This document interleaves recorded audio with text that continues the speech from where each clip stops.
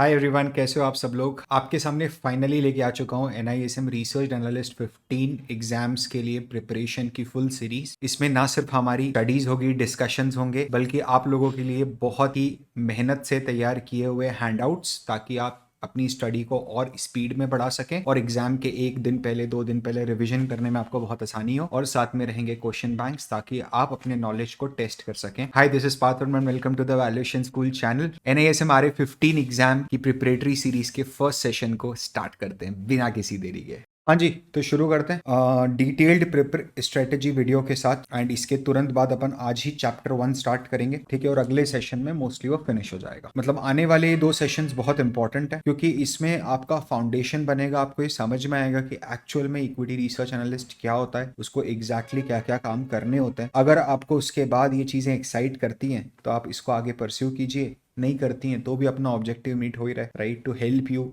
Making a better decisions. तो NISM RA exam को अपने को प्रिपेयर कैसे करना है, अपन उसके ऊपर बात करते हैं। सबसे पहले तो आप लोग जल्दी से जल्दी इसकी तैयारी शुरू करो, ये बहुत इंपॉर्टेंट है। अगर आपने कभी भी फिनेंस नहीं पढ़ा है या थोड़ा बहुत पढ़ा है, या मुझे पता है कैसा पढ़ा है सर, आपको पता ही है ग्रेजुएशन में कैसे फाइनेंस पढ़ाते हैं, ठीक है, तो मिनिमम आप 2 महीने का एक टाइम पीरियड लेके चलो। कि अगर मैं मेरा 4C देख रहा हूँ तो मैं देख रहा हूँ कि मेरे को फरवरी के एंड के अंदर एग्जाम शेड्यूल करना है, ठीक है। ये चीज लेके चलो कि दिसंबर एंड, जनवरी एंड में एग्जाम शेड्यूल करना है। लेकिन अगर आपको थोड़ा बहुत बेसिक नॉलेज है तो प्लीज 1 महीने का time will be more than enough to polish all your basics and you can go and give the exam. एक टिप इसमें मैं बता देता हूँ, इसकी कोई फिक्स डेट्स नहीं होती है NISM एग्जाम की, ठीक है। आपको जो भी टेस्टिंग सेंटर होता है वहां पर पहले से अपॉइंटमेंट बुक करनी पड़ती है अपनी। तो जब भी आपको लगे कि आप रेडी हो तो आप जाके स्केड्यूल कर सकते हो एग्जाम्स को, ठीक है। यूजुअली आप देखोगे तो जो कुछ मेट्रो सिटीज होती हैं वहां पर कई सेंटर्स में बहुत पहले से फुल हो जाती हैं सीट्स, क्योंकि आपको टाइम स्लॉट मिलता है, कंप्यूटर मिलेगा, आपके नाम से बुक होगा। तो आप बहुत एडवांस में अगर ये स्केड्यूलिंग करके रखोगे तो बेटर है। और क्या रहता है ना, टारगेट रहता है कि आज मैंने बुक कर दिया कि मेरे को 2 फरवरी को एग्जाम देना है, तो मेरे को देना ही देना है, समझ रहे हो आप। तो मैं उसके हिसाब से तैयारी करूंगा। अगर आपने बुक नहीं करा तो फिर वो 2 के 4 5 6 महीने हो जाते हैं। मेरा पर्सनल एक्सपीरियंस रहा है, ठीक है। चलो आगे बढ़ते हैं। करिकुलम समझेंगे कि करिकुलम क्या है। जो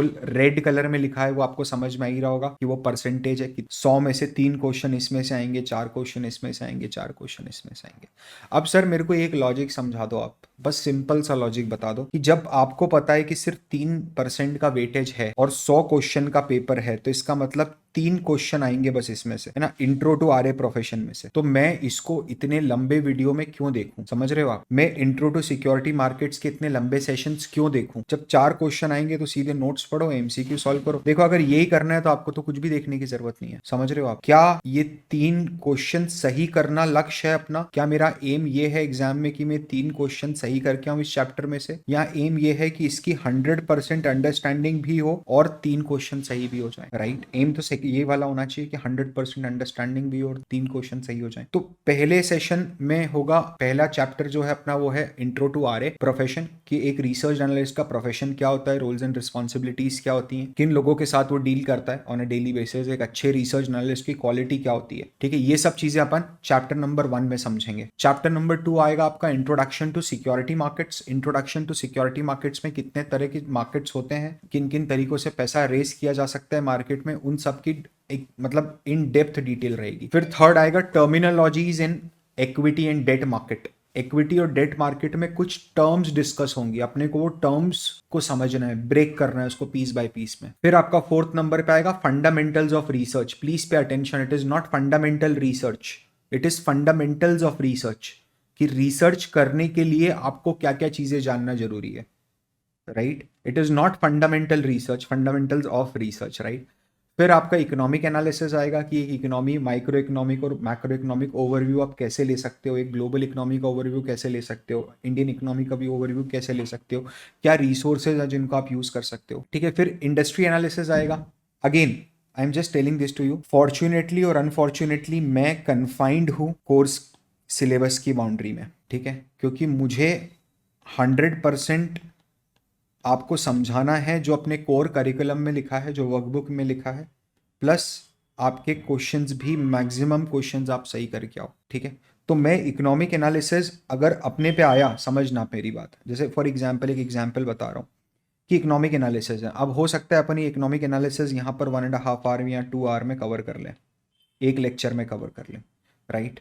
बट इकोनॉमिक एनालिसिस उसमें पूरा कवर होगा नहीं कभी भी, क्योंकि यहाँ पर मेरी बाउंड्री है ना।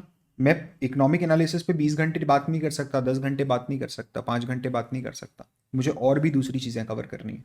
ठीक है, सिमिलरली इंडस्ट्री एनालिसिस, क्या क्या ड्राइवर्स होते हैं इकोनॉमिक एनालिसिस के अंदर, बीसीजी मेट्रिक और कुछ पेस्टल मेट्रिक, कुछ ऐसे मेट्रिक्स भी हैं which are not widely use in industry, but still अब हैं तो करना पड़ेगा अपने को। ठीक है, फिर इंडस्ट्री एनालिसिस, इंडस्ट्री के की ड्राइवर्स क्या होते हैं, वैल्यू चेन एनालिसिस कैसे किया जाता है, एक value chain supply chain analysis कैसे किया जाता है, वो सब चीज़ें। फिर कंपनी का analysis from a qualitative perspective and quantitative perspective, दोनों पर्सपेक्टिव से। क्वालिटेटिव मतलब जहाँ नंबर क्रंचिंग के बिना मैं कंपनी की क्वालिटी, उसकी मैनेजमेंट की क्वालिटी असेस कर रहा हूँ। क्वांटिटेटिव मतलब जमाने भर की नंबर क्रंचिंग। कॉर्पोरेट एक्शंस मतलब इसके अंदर आपको डिटेल में समझाया जाएगा कि बोनस क्या होता है, स्प्लिट क्या होता है, ये सब चीज़ें क्या होती हैं, डिविडेंड्स क्या होते हैं, डिविडेंड पॉलिसीज क्या होती हैं। फिर वैल्यूएशन प्रिंसिपल्स हैं, not how to perform valuation but knowledge of valuation principles. ठीक है, तो उसके बारे में अपन डिटेल में बात करेंगे। Fundamentals of risk and return, मैं बोलता हूँ पूरे के पूरे सिलेबस में अगर कोई एक दमदार चीज़ होगी तो वो ये है, fundamental of risk and return. आपको मज़ा नहीं आ जाए तो पैसे वापस, नहीं पैसे तो वापस कर ही नहीं सकते। आपको मज़ा नहीं आ जाए तो आप बोल देना मेरे को कमेंट में कि मज़ा नहीं आया इस चैप्टर में। ठीक है, फिर एक अच्छी इक्विटी रिसर्च रिपोर्ट की क्या क्वालिटीज़ होती हैं, और हम जिस लीगल और रेगुलेटरी इन्वायरमेंट में ऑपरेट करेंगे फ्यूचर में जाके, सेबी है, फेमा है, सिक्योरिटीज़ एक्ट है, बहुत सारे एक्ट हैं, उन सब के बारे में ब्रीफ नॉलेज है। ठीक है, तो बिना किसी देरी के अपन फटाफट शुरू करते हैं अपना पहला चैप्टर है मेरा इंट्रो टू आरए प्रोफेशन। अब समझिए आपको नोट्स कैसे बनाने हैं और हमें पढ़ाई कैसे करनी है, वो अपन एक बार क्लियर कर लेते हैं ताकि अपन लोग सेम पेज पे रहें। अभी जो लोग लाइव देख रहे हैं इसको, मतलब मैं अपलोड कर रहा हूँ और आप देख रहे हो, तो आपके लिए तो बहुत सारी चीज़ें रेलिवेंट है। बट जो लोग इसको बाद में कभी देख रहे हैं, जब रिकॉर्डेड देख रहे हैं 6 महीने बाद, 3 महीने बाद, तो हो सकता है आपके लिए कुछ चीज़ें इरेलीवेंट हो जाए। ठीक है, तो we'll be having 3 sessions a week. अपन 3 हफ्ते में 3 सेशंस आएंगे। ठीक है, आपको नोट टेकिंग कि मैं नोट बनाऊं क्या जो आप पढ़ाते हो समझाते हो, ठीक है, that is completely optional. You need to pay 100% attention. अगर ऐसा लग रहा है अभी कि अभी जब मैं वीडियो देखने बैठ रहा हूँ और इस समय माहौल अनुकूल नहीं है, दोस्त आ गए, मम्मी बुला रही है, पापा बुला रहे हैं, ठीक है, तो उसको सेव एज लेटर कर दो, अलार्म लगा लो, बाद में आराम से बैठ के देखना, but I need your 100% attention. ठीक है, what I will give you in return if you give me 100% attention is, ठीक है, हर चैप्टर के शॉर्ट में समरी हैंडआउट्स। कैसे होंगे एक बार जरा दिखा दो, ये देखो ऐसे होंगे, हर चैप्टर के शॉर्ट में बिल्कुल बने हुए समरी हैंडआउट्स हैं। ठीक है, ये हैंडआउट से पूरे के पूरे इसको मैं रेफर करूंगा बार बार पढ़ाते समय। ठीक है, और ये बहुत इजी टू गो होंगे, ये आपको मिलेंगे डिस्क्रिप्शन में, इस वीडियो के डिस्क्रिप्शन में। ठीक है, और जब एक चैप्टर पूरा एंड होगा, जैसे मान लो कोई एक चैप्टर है आज, ये इंट्रोडक्शन टू आरए प्रोफेशन, तो अगर ये आज ही एंड हो जाता है, ठीक है, तो इसी वीडियो के डिस्क्रिप्शन में आपको क्वेश्चन बैंक मिल जाएगा। अगर ये 3 सेशंस में एंड होता है तो थर्ड वीडियो के एंड में आपको क्वेश्चन बैंक मिल जाएगा पूरे इसका। ठीक है, plus very important, very very important जो है वो ये है कि आपको जो NISM की वर्कबुक है, NISM जब आप रजिस्टर करोगे ना तो आपको एक वर्कबुक देगा, वहां से डाउनलोड करने का ऑप्शन आता है उस वर्कबुक को। ठीक है, इसकी आप मिनिमम 2 रीडिंग करोगे, करना ही करना है, बिकॉज ये प्राइमरी सोर्स ऑफ इंफॉर्मेशन। आगे अपन पढ़ेंगे प्राइमरी इंफॉर्मेशन, सेकेंडरी इंफॉर्मेशन। ठीक है, प्राइमरी रिसर्च, सेकेंडरी रिसर्च। तो अगर आप चाहते हो कि यार सिंसियरली इस बार कुछ अलग तरीके से फिनेंस पढ़ना है और इस बार फिनेंस के एग्जाम की तैयारी कुछ अलग तरीके से करनी है, ठीक है, और आप इसमें रेडी हो, तो 2 मिनट के लिए रुक जाओ और कमेंट में मेरे को बताओ कि आपको ये कैसा लग रहा है। नहीं तो अपन ये कुछ भी नहीं करेंगे, मैं सिर्फ आऊँगा, आपको पढ़ा के चला जाऊँगा। ठीक है, मतलब I will be that honest with you. समझ रहे हो आप? तो प्लीज़ मेरे को कमेंट में बताओ कि क्या ये स्ट्रैटेजी आपको ठीक लग रही है। ठीक है, अपन इसको और आगे बढ़ाएंगे और तभी हम इसको आगे लेके जाएंगे। आपका सपोर्ट मेरे को यहाँ पर चाहिए होगा। लाइक भी करना वीडियो को और नीचे कमेंट तो करना ही करना, रोक दो सब काम, जाके कमेंट करो।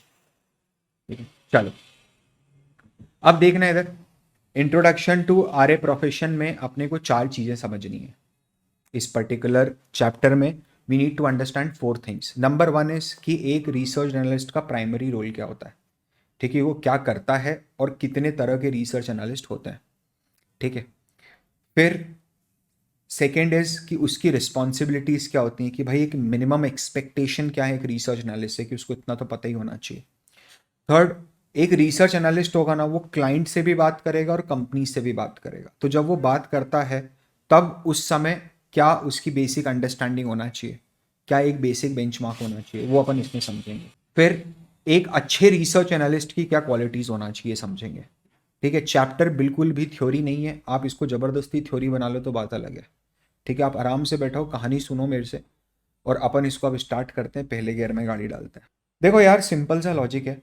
अगर आज आप एक स्मार्टफोन भी परचेज करने जाते हो तो आप 50 चीज़ उसमें चेक करते हो, कि सबसे पहले तो कि कितने मेगापिक्सल का है, जो स्क्रीन है वो एलईडी है, या वो जो दूसरी एक लिक्विड स्क्रीन आजकल एमलॉयड आती है वो है, ठीक है। इसका बोर्ड क्या है, प्रोसेसर क्या है, कैमरा क्वालिटी क्या है, ठीक है। बहुत सारी इन्फॉर्मेशन आप गैदर करते हो जब आप बहुत सारे रिव्यूज़ पढ़ते हो आप, ठीक है। तो जैसे फॉर एग्जांपल ऑब्जेक्टिव जो है आपका, अगर मैं ऐसा बोलूं कि आपका ऑब्जेक्टिव क्या है, ऑब्जेक्टिव है टू बाय अ फोन, ठीक है। This is my main objective, ठीक है, मेरा ये ऑब्जेक्टिव है। अब इस ऑब्जेक्टिव के लिए मैं क्या क्या करूंगा, मैं कंपनी का नाम, ठीक है, प्राइस, कैमरा क्वालिटी, कैमरा की क्वालिटी कैसी है, उसका प्रोसेसर कैसा है, ठीक है, ये सब इंफॉर्मेशन मैं गैदर करूंगा, समझ रहे हो आप। मैं और ये सारी की सारी इंफॉर्मेशन मैंने गैदर कर ली। अब समझना एक बात, जो रिटेलर होता है ना, रिटेलर मतलब एक नॉर्मल कंज्यूमर, उसने अगर ये इंफॉर्मेशन गैदर भी कर ली तो वो उसका कुछ उखाड़ नहीं पाएगा इस इंफॉर्मेशन से। Why, you need to understand this, क्योंकि ये तो सिर्फ डेटा गैदर हुआ है, इससे इंफॉर्मेशन बनानी है ना। You need to understand this is a data, you need to process it and make a decision out of it, ठीक है। लेकिन ये लोग डिसीजन नहीं बना पाते, तो ये लोग क्या करते हैं, ये लोग जाके फिर टेक रिव्यू के वीडियोस देखते हैं, ठीक है। टेक रिव्यू के वीडियोस देखते हैं, उनके ब्लॉग्स देखते हैं, और फाइनली जाके ये डिसीजन लेते हैं। इनके केस में डिसीजन हमेशा बाय का होता है, क्योंकि आपको अगर बेचना है तो आप इतना सब नहीं करते हो फोन में। तो 100% केस में डिसीजन बाय या नॉट टू बाय भी हो सकता है, सेल का डिसीजन नहीं होता है, ठीक है। अब इसको है ना अपन 2 मिनट के लिए घुमा देते हैं कैपिटल मार्केट्स के ऊपर अपनी भाषा में। मैंने बहुत आसानी से समझाया आपको, इसको अपन 2 मिनट के लिए पूरा का पूरा टेबल कन्वर्ट कर देते हैं हमारी लैंग्वेज के अंदर, और अपन समझने की कोशिश करते हैं। अब देखो, ये है अपने पापा, समझ रहे हो, ही इज आर पापा। पापा, अपने पापा ने बहुत सारा पैसा एफडी में लगा रखा है, बहुत सारा पैसा एफडी में लगाया। हमने बहुत ज़्यादा अंकुर वारिकू जी के वीडियोस देखे, और हमने पापा को बोला कि पापा ये आपने क्या कर रखा है, ये सब फालतू के काम थोड़ा ना करते हैं। बोले देखो किसने बताया, बोले मेरे को अंकुर वारिकू सर ने बताया। बोले फिर क्या करना चाहिए, बोले पापा म्यूचुअल फंड्स में इन्वेस्ट करो, समझ रहे हो आप। तो पापा ने आज तक तो 6% 7% रिटर्न देखा था, आपके कहने पर पापा ने म्यूचुअल फंड में इन्वेस्ट कर दिया। समझना एक मिनट, अब पापा ने क्या हुआ, बुल रन स्टार्ट होने के जस्ट पहले म्यूचुअल फंड में इन्वेस्ट किया था, समझ रहे हो, अप्रैल 2020 में। तो पापा को एक साल में दिख गए 25% की रिटर्न, पापा खुश। पापा आए, बोले शाबाश, तू मेरी औलाद है, आज तूने साबित कर दिया, समझ रहे हो आप। अब पापा का लालच बढ़ गया, पापा ने बोला, बोले बेटा देख, मैं किसी जमाने में 6% पे एफडी करता था, तूने उसको 25 कर दिया, ऐसा कोई तरीका है कि 25 से 50 हो जाए। आपने बोला पापा ऐसे तो बहुत सारे तरीके हैं, पैसा रातों रात भी डबल हो जाएगा, स्टॉक मार्केट है ये इतना गहरा कुआं है कि पूरे देश की प्यास बुझा सकता है। पापा समझ नहीं पाए कि आपने डायलॉग कहाँ से बोरो किया है। आपने बोला, पापा बोलते हैं, बोले मेरा बेटा तो बड़ा आदमी बन गया। तो आपने पापा को इंट्रोड्यूस कराया स्टॉक मार्केट से, समझना। पापा ने म्यूचुअल फंड खरीदने के पहले खुद से रिसर्च कर ली थी, 4 यूट्यूब चैनल देखे, 4 ब्लॉग्स पढ़े, और पापा को समझ में आ गया पैसा कहाँ डालना है। जब पापा पहली बार स्टॉक मार्केट में उतरे इन्वेस्टिंग करने के लिए, तो अब पापा के पास ना तो टाइम है इतना कि पापा 4,000 कंपनीज में से एक अच्छी कंपनी निकाले, ना उनके पास स्किल सेट है। ठीक है, सो आर पापा डोंट हैव टाइम।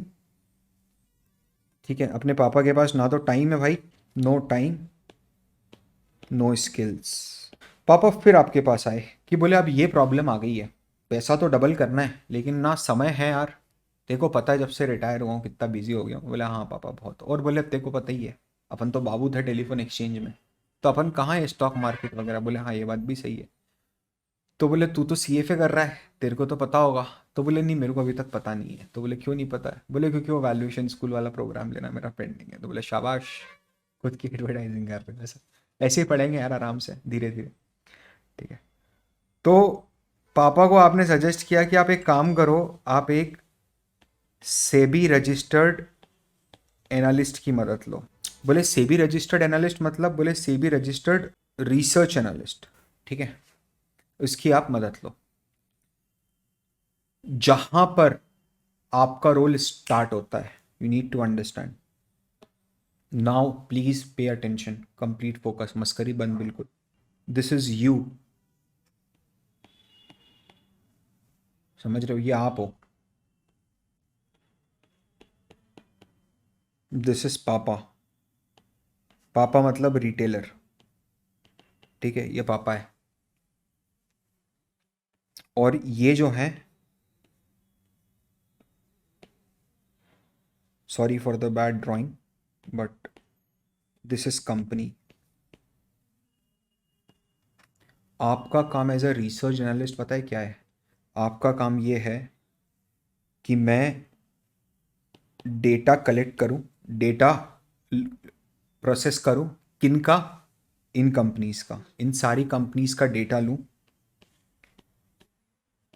उसको एनालाइज करके उसको इंफॉर्मेशन में कन्वर्ट करूं। ठीक है, डेटा को इंफॉर्मेशन में कन्वर्ट करूं और डिसीजन मेकिंग में हेल्प करूं। ये आपका काम है एज अ रिसर्च एनालिस्ट। समझ रहे हो आप? आपको इंटरेक्शन करना पड़ेगा आपके क्लाइंट से और कंपनीज से। कंपनीज से आप इंटरेक्शन क्यों करोगे? आप कंपनीज से इंटरेक्शन करोगे ताकि आप कंपनी के बारे में इंफॉर्मेशन गैदर कर पाओ। Please understand this. अपन इसको और समझते हैं आगे, but please understand this, right? कि आप कंपनी से इंफॉर्मेशन गैदर कर पाओ। और इन लोगों से कम्युनिकेट कब कब करोगे?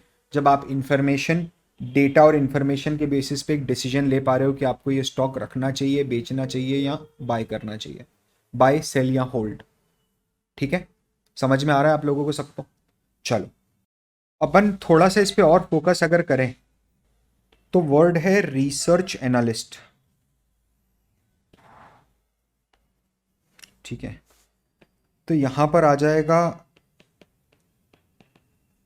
कलेक्शन ऑफ डेटा और यहां पर आ जाएगा उसका एनालिसिस। अरे भाई क्यों नाराज हो रहे हो? कलेक्शन ऑफ डेटा और उसका एनालिसिस। अच्छा, डेटा कहाँ कहाँ से कलेक्ट करा जा सकता है जरा देखना। डेटा एनुअल रिपोर्ट से कनेक्ट करा जा सकता है। कंपनी की एक रिपोर्ट होती है। कंपनी क्या करती है, साल में एक बार अपना पूरा detailed financial statement, balance sheet, company ने क्या करा है उसका एक प्रस्तुत करती है। उसको अपन एनुअल रिपोर्ट बोलते हैं, शेयर होल्डर्स को दिखाती है। ठीक है, फिर कंपनी जब क्वार्टर में एक बार, हर 3 महीने में एक बार रिजल्ट्स रिलीज करती है, तो कंपनीज उसके साथ एक एक कॉन्फ्रेंस कॉल करती है सब लोगों को बुला के, जिसमें लोग सवाल पूछते हैं कंपनी से। ठीक है, तो कॉन कॉल। फिर उसके बाद क्या, आ, आप और डेटा अगर आपको लेना है तो आप आरबीआई की वेबसाइट से इकोनॉमी रिलेटेड डेटा ले सकते हो, बीएसई एनएसई की वेबसाइट से डेटा ले सकते हो। ठीक है, अगर और आगे जाना है तो इंडिया गवर्नमेंट की data.gov.in से डेटा ले सकते हो, पूरा जमाने भर का डेटा है उसमें तो। ठीक है, अगर आपको और जाना है तो आप आईएमएफ, वर्ल्ड बैंक की वेबसाइट से डेटा ले सकते हो। ठीक है, आप ऐसे ही दूसरे जो एशियन डेवलपमेंट बैंक्स हैं, एडीबी वगैरह हैं, उनसे डेटा ले सकते हो। समझ रहे हो आप? और डेटा कलेक्शन कहाँ से होगा? और एक यूनिक डेटा कलेक्शन क्या होता है? Site visits. As a research analyst you do this. आप जाके देख के आते हो कंपनी के अंदर, साइट विजिट करके आते हो। ठीक है, आप मार्केट विजिट कर सकते हो, आप जाके देख सकते हो मार्केट में कि एक्चुअल में, अभी जैसे फॉर एग्जांपल एक बात बताता हूँ आपको। So there was this car company जिसमें उनकी तरफ से ये बोला गया था कि हमारी जो गाड़ी है उसमें तो साहब 6 महीने 7 महीने की वेटिंग चल रही है, क्वार्टरली कॉन कॉल के दौरान एनालिस्ट मीट में बोला गया था। ठीक है, और एक एनालिस्ट ने मार्केट जाके देख के आया तो उसको वेंडर तुरंत देने को तैयार है। दूसरे वेंडर के पास गया तो बोले सर 5 डेज में डिलीवरी दे दूंगा। तीसरे वेंडर ने बोला बोले अभी रखिए, हाथों हाथ ले जाओ। राइट, तो इसको सटल बट बोलते हैं, ये जो एक्सरसाइज होती है इसको सटल बटिंग बोलते हैं, कि आप जाके मार्केट में देख रहे हो कि ग्राउंड रियलिटी क्या है। समझ रहे हो आप, जैसे ओपिनियन पोल्स आती है ना इलेक्शन के पहले, बिल्कुल वैसे ही कि ग्राउंड पे जाके आप खुद सर्वे कर रहे हो। तो ये डेटा हम ले सकते हैं। डेटा कंपनी स्पेसिफिक हो सकता है, इंडस्ट्री स्पेसिफिक डेटा हो सकता है, माइक्रो मैक्रो दोनों डेटा हो सकता है। कंपनी स्पेसिफिक मतलब कंपनी का डेटा। कौन सा डेटा होगा company specific? Annual report, con call. ठीक है, इकोनॉमिक डेटा कौन सा होगा? आरबीआई बीएसई के वेबसाइट पे जो डेटा होगा वो इंडस्ट्री एनालिसिस वाला सेक्टर का अपना इकोनॉमी का डेटा होगा। फिर जो गवर्नमेंट की वेबसाइट्स हैं, जैसे एक ये वेबसाइट हो गई, एक आपकी मेन वेबसाइट हो गई आईबीईएफ। ठीक है, आईबीएफ करके एक वेबसाइट है, इंडियन ब्रांड इक्विटी फाउंडेशन। तो ये वेबसाइट से आपको क्या डेटा मिलेगा? सेक्टर का डेटा मिल जाएगा। ग्लोबल इकोनॉमी का डेटा चाहिए, अगेन मैक्रो इकोनॉमी का डेटा चाहिए, तो मुझे यहां से मिल जाएगा। Now it is a very easy for me to understand कि मुझे डेटा कलेक्शन कहां कहां से करना है एज पर एनआईएसएम के हिसाब से। ठीक है, अभी अगर मैं आपको अपने नोट्स पे लेके जाता हूं, ठीक है, नोट्स पे लेके जाता हूं, तो अपन जरा नोट्स एक बार फटाफट पढ़ लेते हैं।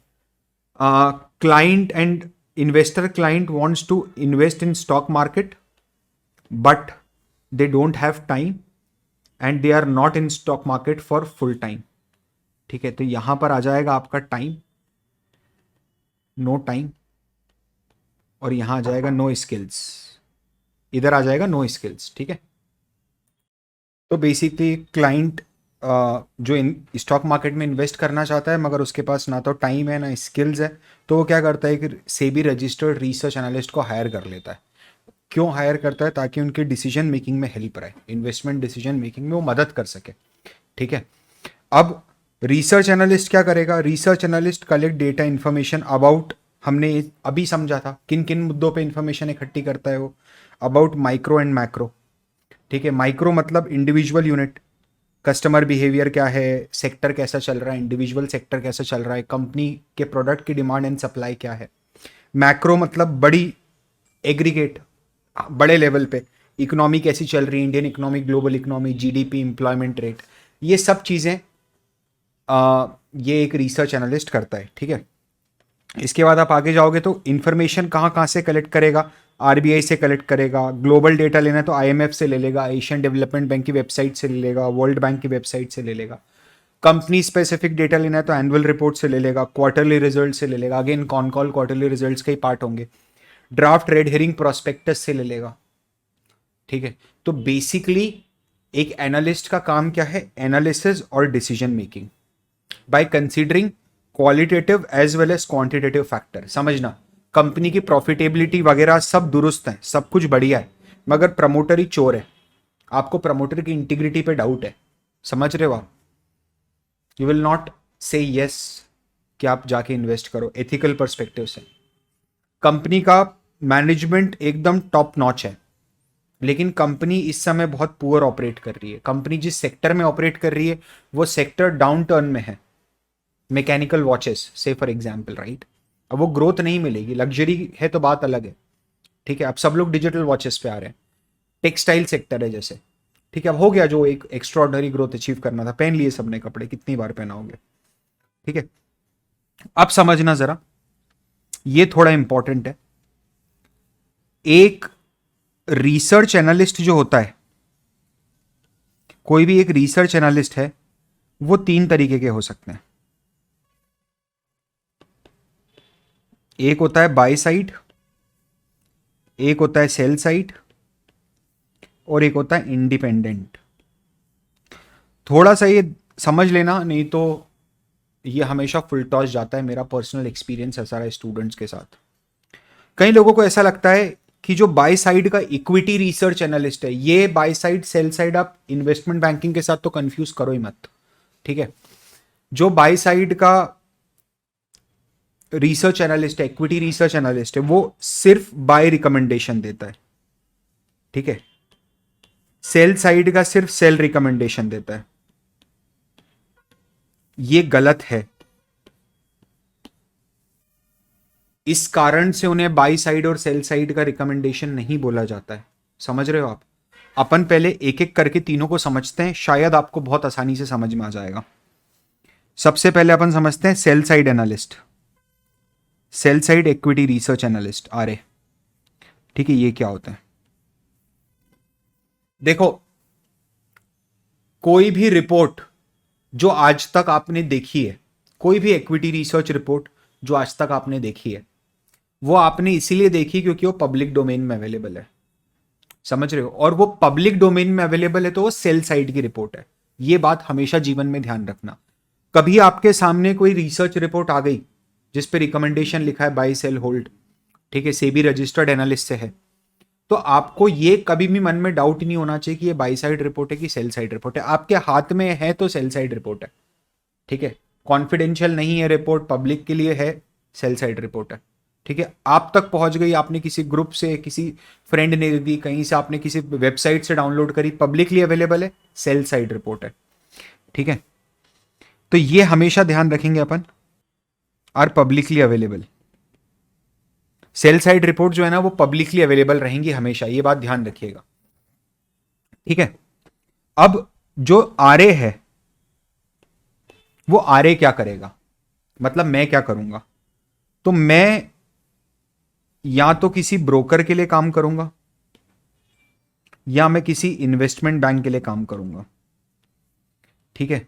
मैं इनके बिहाफ पे रिसर्च कंडक्ट करूंगा, I will conduct the research on their behalf, ठीक है। एंड मैं क्या करूंगा, बाय सेल होल्ड की रेटिंग देके इसको डिस्ट्रीब्यूट करेंगे रिपोर्ट। ये रिपोर्ट जो होगी ना, ये रिपोर्ट डिस्ट्रीब्यूट हो जाएगी, पब्लिक को बट जाएगी। ये फ्री में बटती है। यहां पर थोड़ा सा कॉन्फ्लिक्ट आ जाता है लोगों का, समझना। मोस्टली ब्रोकर्स और इन्वेस्टमेंट बैंकर्स जो होते हैं, आप अगर आज देखो Motilal Oswal latest equity research report, समझ रहे हो आप? Motilal Oswal latest equity research report, ये अगर आप देखते हो तो आपको ये देखना है कि वहां पर जो रिपोर्ट आपके सामने आई है वो आपको फ्रीली अवेलेबल है। तो फिर मोतीलाल ओसवाल का फायदा क्या है? वो एक पूरी की पूरी रिसर्च एनालिस्ट की टीम को बिठा के रखा हुआ है। क्यों? देखो भाई, सिंपल सा लॉजिक है। वो चाहता है कि ज्यादा से ज्यादा लोग उस पर्टिकुलर स्टॉक के अंदर अपनी पोजीशन ले, जो भी पोजीशन है, बाय है, सेल है, होल्ड है, और ज्यादा से ज्यादा लोग उनके थ्रू ले, उनके ब्रोकरेज के थ्रू ले। तो they receive brokerage in return. उनको क्या मिल जाता है? उनको ब्रोकरेज मिल जाता है रिटर्न में। आपको इसमें दो चीजें ध्यान रखनी है। एक, कि जो मेरा सेल साइड एनालिस्ट होता है वो publicly traded company, publicly available reports होती हैं उसकी, जो भी सेल साइड रिपोर्ट होती है, ठीक है। जो सेल साइड रिसर्च एनालिस्ट काम करता है वो या तो ब्रोकर्स क्या काम करेगा या इन्वेस्टमेंट बैंक्स क्या काम करेगा। क्योंकि आपको देखोगे तो आपको एचएसबीसी की इक्विटी रिसर्च रिपोर्ट्स भी मिल जाएंगी, ठीक है। तो एचएसबीसी का अलग से रिसर्च आर्म बना हुआ है, मॉर्गन स्टैनली का रिसर्च आर्म है, मॉर्गन स्टैनली रिसर्च, ठीक है। तो वहां पर अगर कोई काम कर रहा है रिसर्च एनालिस्ट और उसके रिपोर्ट जो हैं वो पब्लिश होती हैं पब्लिक के लिए, तो that's a sell side research analyst. आप एक बार बाई साइड समझोगे तो शायद आपको अंडरस्टैंडिंग और ज्यादा क्लियर हो जाएगा। जो बाई साइड रिपोर्ट्स होती है ना, that is mostly confidential. 100% of the time they are superiorly confidential, ठीक है। And for in house use, वो इन हाउस यूज के लिए ही काम आती है। इसका मतलब ये है, ये समझना, ऐसा समझो आप कि ये जो है ये H D F C AMC है। एच डी एफ सी का जो असेट मैनेजमेंट कंपनी है, जो एच डी एफ सी की म्यूचुअल फंड कंपनी है, ये वो है, ठीक है। इन्होंने अपनी टीम में रिसर्च की टीम बिठा रखी है, आरएस को रखा हुआ है। इन्होंने अपनी टीम में फंड मैनेजर्स को रखा हुआ है, ठीक है। और इन्होंने अपनी टीम में ट्रेडर्स को रखा हुआ है ना। ये एक म्यूचुअल फंड सेटअप है, ऐसा समझ लो आप। अब क्या हो रहा है, अब रिसर्च एनालिस्ट जो भी रिसर्च करके अपनी रिपोर्ट बना के दे रहा है वो पब्लिक के लिए अवेलेबल नहीं है। वो किन के लिए अवेलेबल है? वो सिर्फ एचडीएफसी बैंक की फाइनेंशियल फंड मैनेजर्स के लिए अवेलेबल है।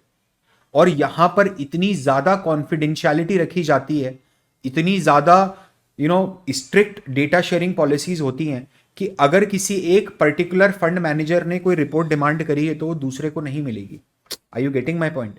ये जो यहां पर जो रिसर्च होगी ना वो बहुत ही एक्सक्लूसिव रिसर्च होगी, ठीक है, बहुत ही स्पेसिफिक रिसर्च होगी, एक ऑब्जेक्टिफाइड रिसर्च होगी, ठीक है। और यहां पर रिसर्च एनालिस्ट अपना ओपिनियन जरूर दे सकता है कि आप इसको बाय करो या सेल करो, लेकिन ये फंड मैनेजर के ऊपर है कि वो चाहे तो उसको बाय करे, चाहे तो सेल करे, चाहे तो पूरा का पूरा आइडिया साइडलाइन कर दे, ठीक है। The purpose of research analyst over here is to support the decision making of our own company and not to the general public. Are you getting my point? क्या आपको ये समझ में आ रहा है? ये जनरल पब्लिक की डिसीजन मेकिंग के लिए नहीं है, ये टॉप मैनेजमेंट के लिए हो सकता है, ठीक है। मतलब अगर रिलायंस इंडस्ट्रीज में रिसर्च एनालिस्ट लगाऊं तो अब ये बाई साइड है कि सेल साइड है बताओ? क्या रिलायंस इंडस्ट्रीज के बैनर से आपने कभी कोई इक्विटी रिसर्च रिपोर्ट पब्लिश होते हुए देखी कि रिलायंस इंडस्ट्रीज ने डीमार्ट की इक्विटी? नहीं है, नहीं, उनका काम रिसर्च का नहीं है। तो सर फिर रिसर्च एनालिस्ट क्यों हायर करेगा Reliance industries? Equity research analyst क्यों, इन्वेस्टमेंट रिसर्च एनालिस्ट क्यों हायर करेगा? अरे उसके पास भी पैसा है, उसको भी तो स्टॉक में इन्वेस्ट करना है। जब उसको स्टॉक में इन्वेस्ट करना है तो उसको रिसर्च भी करनी है, तो उसको आपके लिए हायर करेगा आपको। सिंपल सा लॉजिक है, समझ रहे हो आप? तो आप बाई साइड रिसर्च एनालिस्ट बनोगे। सर अगर मुझे फ्यूचर में फंड मैनेजर बनना है, पोर्टफोलियो मैनेजर बनना है, तो मैं सेल साइड में जाऊं कि बाई साइड में जाऊं? नहीं, आपको बाई साइड का टारगेट करना चाहिए, क्योंकि आप पोर्टफोलियो मैनेजमेंट में, फंड मैनेजमेंट में बाई साइड में रहोगे। आप ये समझिए कि एक जो सेल साइड का इक्विटी रिसर्च एनालिस्ट होता है जो बार बार इक्विटी रिपोर्ट पब्लिश करते हैं, ठीक है, तो आप देखेंगे मेजॉरिटी में, सबकी बात नहीं कर रहा, मेजॉरिटी इक्विटी रिसर्च रिपोर्ट्स में उनका शॉर्ट टर्म टारगेट होता है कि अगले क्वार्टर तक एक स्टॉक इतना परसेंट ऊपर या इतना परसेंट नीचे जा सकता है, छोटा टारगेट देते हैं, ठीक है। 5%, 10%, 15%, 20%। कुछ एक इक्विटी रिसर्च फर्म, जैसे अभी एक इक्विटी रिसर्च हाउस था, उसने टाटा पावर के ऊपर रिपोर्ट इशू करी जब टाटा पावर 250 260 ट्रेड कर रहा था। उस टाइम पर टारगेट दिया 800 का, right, that's like close to 3.5x, 3.5 गुने का टारगेट दिया। नाउ ये बहुत रेयर होता है। तो जो सेल साइड रिसर्च एनालिस्ट होते हैं ना वो स्टॉक पिक करते हैं, समझ रहे हो आप? वो स्टॉक पिकर है। और जो बाई साइड रिसर्च एनालिस्ट है ना वो बिजनेस पिक करते हैं। They select the businesses, they select the investable businesses. तो डेप्थ ऑफ रिसर्च ऑब्जेक्टिव पूरा अलग हो सकता है। दोनों की मेथड देखो यार, दोनों का सेल्स को देखने का तरीका तो सेम है, ठीक है। कुछ रिस्ट्रिक्शंस हैं जिनको अपन आगे डिस्कस कभी कर सकते हैं, यहां के लिए अपनी जरूरत नहीं है, समझ रहे हो आप? बाई साइड एनालिस्ट और सेल साइड एनालिस्ट के अंदर आपको कहीं भी कोई डाउट नहीं होना चाहिए, ठीक है। तीसरा जो है वो आता है आपका individual research analyst, individual RS. ये कौन लोग होते हैं?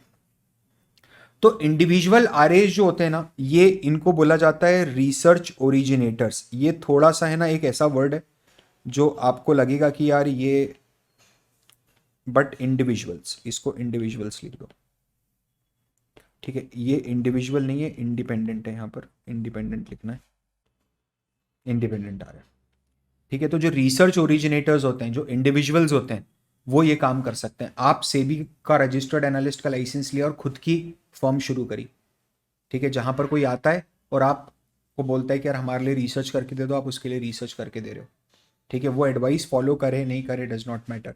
इसमें बुटीक फर्म्स हो गई, छोटी फर्म्स, बुटीक फर्म्स, बहुत सारी रिसर्च है। जैसे फॉर एग्जाम्पल अगर आप देखोगे तो एक फर्म है Ambit research. Now Ambit capital and Ambit research could be a two different companies, right. एक ग्रुप जो है, समझना, प्लीज अंडरस्टैंड, प्लीज अंडरस्टैंड। तो ये जो है ना ये किसके लिए काम करेंगे? कोई भी जो सब्सक्रिप्शन बेस्ड रिसर्च होती है आपकी, कि आप हमें इतने रुपए देके आप सब्सक्राइब कीजिए, ठीक है, डेफिनेटली। और ये एडवाइजरी जो है ये सेबी रजिस्टर्ड होनी चाहिए, तभी ये क्वालिफाई करेगी इंडिपेंडेंट आरए में। आप हमें इतने रुपए देके सब्सक्राइब कीजिए और हम आपको हर महीने एक इन्वेस्टिंग का कॉन कॉल देंगे, इन्वेस्टेबल कौन कॉल देंगे और उसके साथ आपको डिटेल्ड पूरी अंडरस्टैंडिंग भी देंगे। That is a independent research analyst. समझ रहे हो आप? ये लोग क्या मल्टीपल चीजों के लिए रिपोर्ट बना सकते हैं? बिल्कुल बना सकते हैं। लाइक फॉर एग्जाम्पल अगर आप देखोगे तो जो बुटीक फर्म है एम्बिट रिसर्च है, जैसे वो एक बुटीक फर्म ये हो गई, ठीक है। अब ये इसके पास कोई HNI क्लाइंट आया मोटा, HNI क्लाइंट ने बोला मेरे को 1500 करोड़ रुपए लगाने हैं एक कंपनी के अंदर, आप मुझे उस कंपनी का रिसर्च करके दे दो, मुझे 1500 करोड़ रुपए लगाने से फॉर एग्जाम्पल टाटा मोटर्स में मेरे पास ना स्किल है ना कॉम्पिटेंस है, ठीक है। तो बोले सर आप हमसे क्यों करा रहे हो, मार्केट में तो फ्री में इतनी सारी रिसर्च अवेलेबल है, मेरे को भरोसा नहीं है, मेरे को चाहिए मेरा आदमी काम करे। समझ रहे हो? क्योंकि मैं 1500 करोड़ रुपए लगा रहा हूँ, मेरे को 15,000 नहीं लगाने ना, तो मैं उसके बाई सेल रिकमेंडेशन पे कैसे दे दूँ? अच्छा उसका टारगेट शॉर्ट टर्म का है, मेरे को लॉन्ग टर्म व्यू से चाहिए, तो मेरा ऑब्जेक्टिव चेंज हो गया। आप कस्टमाइजेशन देख रहे हो? यहां पर ही क्या कोई एक कंपनी M&A के लिए अप्रोच कर सकती है कि देखो भाई हम फला कंपनी को खरीद रहे हैं, आप उस कंपनी पे हमको इन डेप्थ रिसर्च करके दो।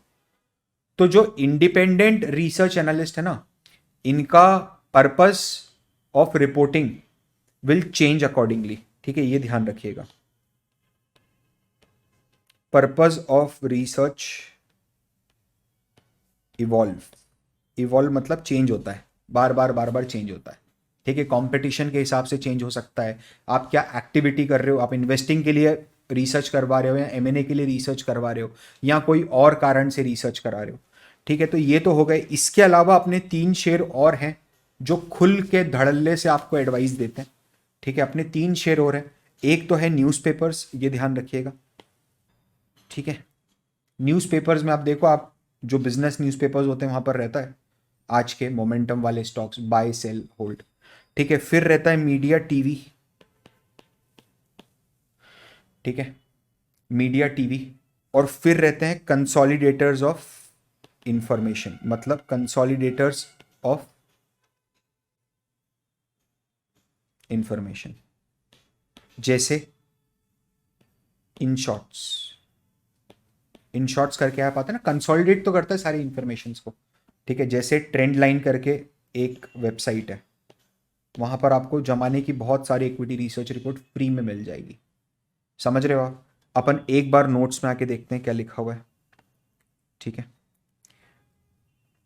Type of research analyst, sell side, by side, independent, ठीक है। अब अपने को इसके अंदर थोड़ा सा डेप्थ में देखते हैं कि भाई जो मेरा सेल साइड एनालिस्ट है, पब्लिकली अवेलेबल रिपोर्ट लिख लिख लो, आपको अगर लिखना है तो यहां पर if you want to write you can write publicly available report की, रिपोर्ट पब्लिकली अवेलेबल है, ठीक है। उसके अंदर बाय सेल या होल्ड का एक स्पेसिफिक रिकमेंडेशन होता है, उस पर लिखा होता है, या तो बाय लिखा होगा या सेल लिखा होगा या होल्ड लिखा होगा, ठीक है। ये लोग जो इन्वेस्टमेंट बैंक्स और ब्रोकर्स जो ये सेल साइड एनालिस्ट को हायर करते हैं, ये लोग पैसा कैसे कमाते हैं? They earn income through the brokerage. मैंने एकदम शॉर्ट में जो मैंने समझाया है, ठीक है, वो पूरा का पूरा। और ये इनके खुद के इन्वेस्टमेंट के लिए, पर्पस के लिए नहीं होता है, आप समझ रहे हो?